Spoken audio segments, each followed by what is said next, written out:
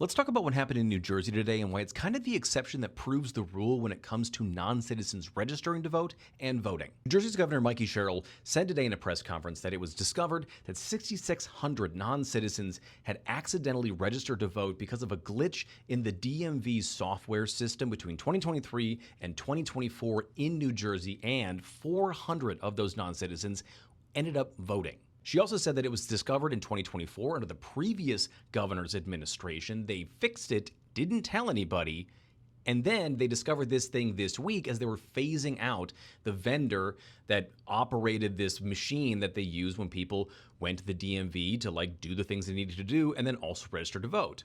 If all those votes were cast in the 2023 statewide election in New Jersey, that would look like this number here. As a percentage, that's like 1/100% of the vote. If they were all cast in the 2024 presidential election, it would come out to this number here, which as a percentage is about 95/10,000%.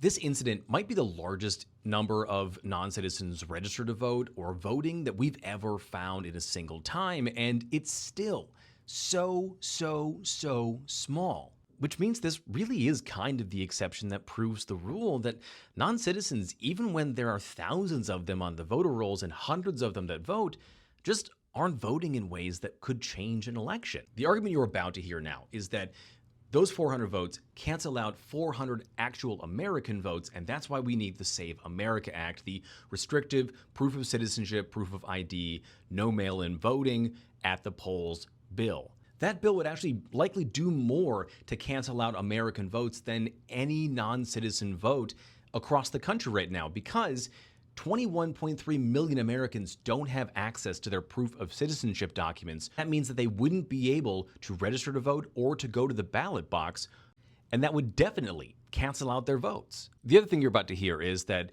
a full-scale federal audit needs to be done of every single U.S. state, and that's just not how this works. States have better access to more information because the federal government can't get their hands on private data when states can. States do exhaustive audits of these things, and when they've been done for decades, they just haven't found evidence of non-citizens on the rolls. Outside groups that have been given access to that data across the political spectrum for decades have never found any real evidence that non-citizens are registered to vote or voting en masse or in any real meaningful way, period. So, again, this thing in Jersey is the exception that proves the rule that non-citizens just don't vote in ways that can change an election.